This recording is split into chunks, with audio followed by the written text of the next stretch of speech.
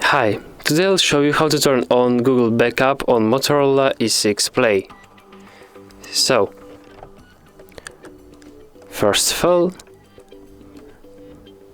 let's go to settings, then Google, Backup, turn it on, then press an account, OK.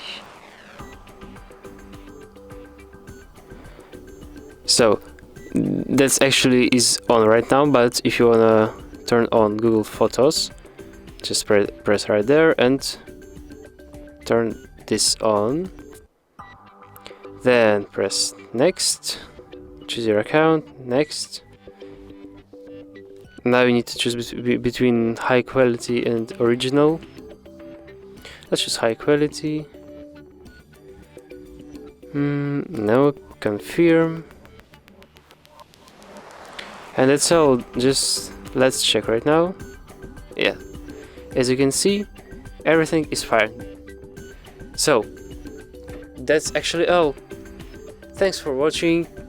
Press like, subscribe to our channel, and see you next time.